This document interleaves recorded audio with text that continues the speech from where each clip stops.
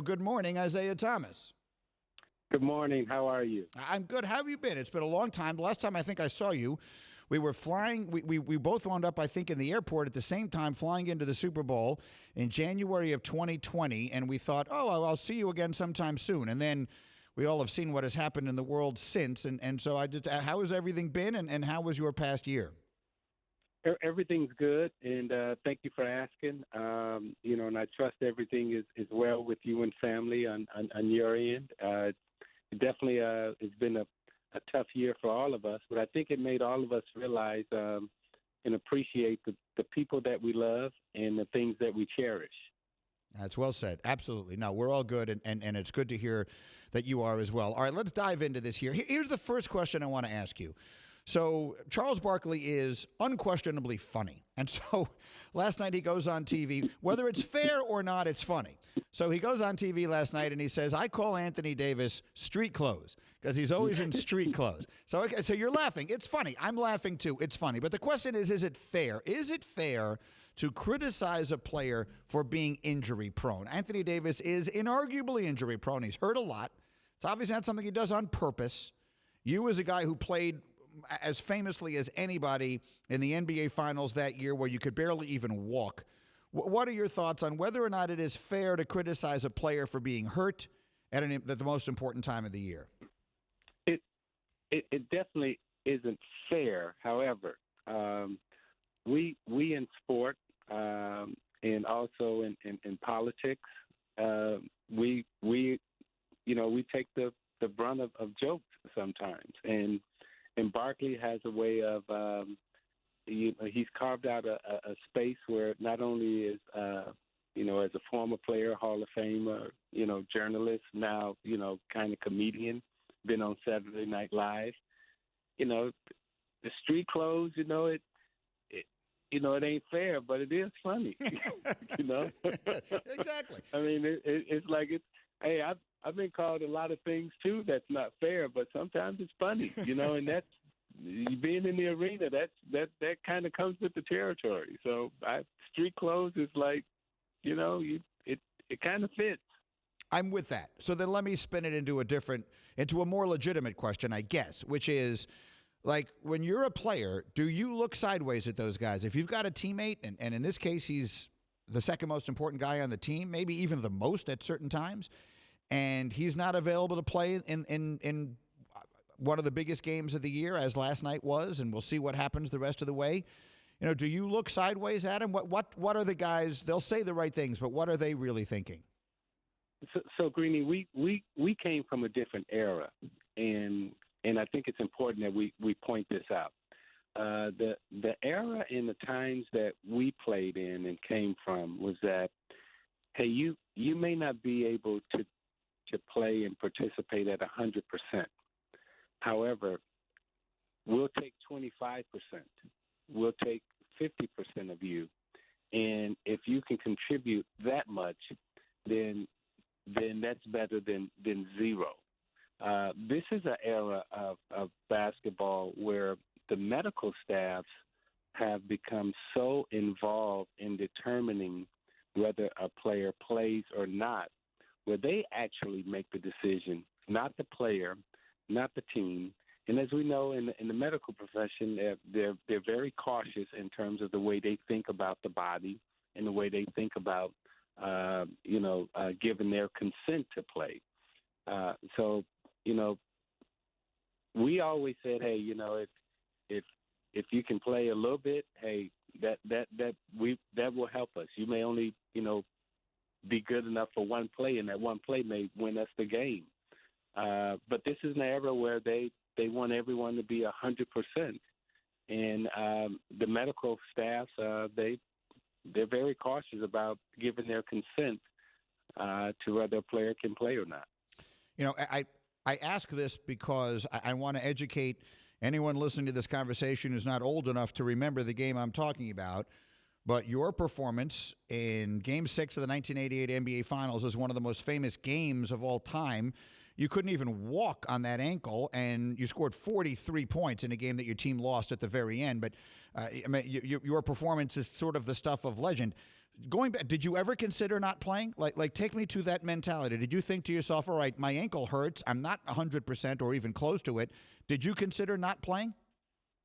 I at that time, no. I was trying, in my mind, I was trying to figure out every way possibly that I could play, even risking, career-ending injury. And that was kind of what was almost required for the players back then. You risk it all, and that's what the fans want to see. That's what the players did. We risked it all, and you see a lot of us, walking around now. We're not healthy, in terms of knees, ankles, hips. Our generation of player and that generation of player, you laid it all on the line, physically and mentally. Now, again, I do say this, the medical staffs of these teams, they are the ones that hold the player back and say, you can't risk it all. You can't play. And then you're forced as a player, do I go against doctor's orders and go out there and play? Mm-hmm. And if you go against doctor's orders and you go out and play and you hurt yourself, then now there's an insurance piece that comes into play that says, well, we told him not to play, and then, he played and he hurt himself. Now do you get your contract? So the medical staffs have way more power in deciding if a player plays or not than the actual player does. Isiah Thomas with me on the Goodyear Hotline, helping you discover the road ahead. Goodyear, more driven. So we'll see what happens with the Lakers. They'll play their Game 6 with their season on the line tomorrow night.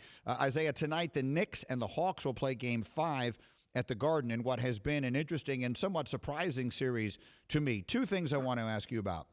One of them is the mentality of playing the villain. Like, that was something that your teams, your legendary Pistons teams, seem to really thrive upon. And there have been other players historically who have. Reggie Miller, one of the all-time greats, who just seemed to love sort of egging on the crowd. And when the crowd was against him, he loved being the center of that attention, that negative attention.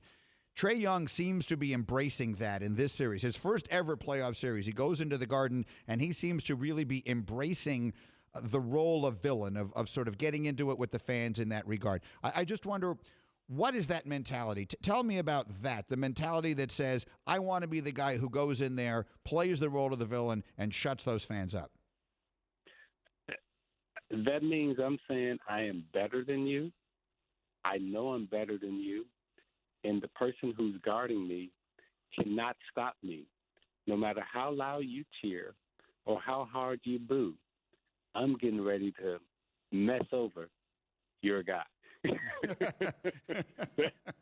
That's the mentality, and it's an exhilarating, and for us and for me, it was an exhilarating, fun point.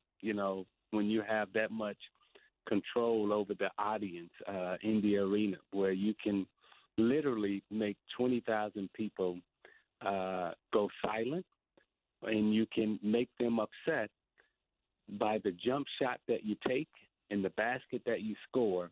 And it truly is a sign of respect from the home crowd. Because if the home crowd has no feelings or care or emotion about you, that means that you're not a good enough player for them to be concerned about. However, if they're showing you the respect by booing you and, upset with you when you get the basketball, they know that you can do something that will hurt their team and affect their emotions. So it's, it really is the highest form of a compliment when you're in someone else's arena and they're more concerned about you than they are about their own team. I'm with that. I totally agree. And notwithstanding some of the ridiculous nonsense that we're seeing in certain isolated cases with spectators during the playoffs this year, that back and forth between the players and the audience is one of the best things about sports. That's one of the things that makes it so great and so compelling over the years. One more thing for you while I have you, Isiah Thomas. Steph Curry's Warriors didn't make the playoffs this year, but I had a lot of people down the stretch of the regular season coming on this show and saying that the performance of Steph, the second half of this season, with all the injuries that team had, elevating his game the way he did, that it sort of elevated in their minds his stature on the list of the all-time great players.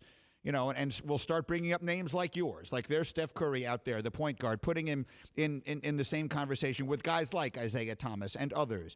What do you think as you watch Steph the second half of this season? What was your perspective on what you saw from him, and what, if anything, it did you think for your view of him historically as a great player? Like everyone else, I was, just breathtakingly astonished of how well he could shoot the basketball, and then how easily he always found a way to get open and defeat the defense. Because every defense is designed when they play the Warriors to stop him, but yet he would still find ways to get open and score. So every compliment that was given to him was earned and deserved, and I was happy to be one of them. Now, the second part of your question is, how does it make me feel to have Steph Curry elevated to that level of conversation where they're talking about he and I in the same breath? Mm-hmm. I mean, Greeny, it's our ultimate compliment when it would be like people talking to you about and putting you in the same lane with the great Howard Cosell or Bob Costas or some of the highest of the high in your profession, and to have my name be compared to Steph Curry's and the Kyrie Irvings and people who are playing beautiful basketball today, I'm honored. I truly am honored. I love to hear that, and people, look, here's what happens, Isiah. As we get older, other people get younger. The world keeps getting younger and younger, and you and I keep getting older and older, and so I feel like I need to keep reminding them of what a great player you were, and so I think, and I'm not saying this because you're on the phone with me right now, I've said this a million times, that the guys today should be honored to have their names in the same sentence with you guys, but you're telling me you're honored to have your name in the same sentence with them. Well, we come from an era where there was, humbleness and respect. This is an era where they say, I'm the best. Mm-hmm. Yeah. I mean, even, and I'll even bring Jordan up in this. We've never heard Michael Jordan say he was the greatest to ever play. Now, everyone else has debated that. Mm-hmm. But I've never heard Michael Jordan come out and say, hey, you know what? I'm the greatest to have ever done this. And this is a generation that says, no, I'm the greatest to do it. And they put their stamp on it and they claim it. And we come from an era where we didn't claim it. We kind of let others claim it and fight about it. So I'm glad that you continue to remind people of how great a player I was.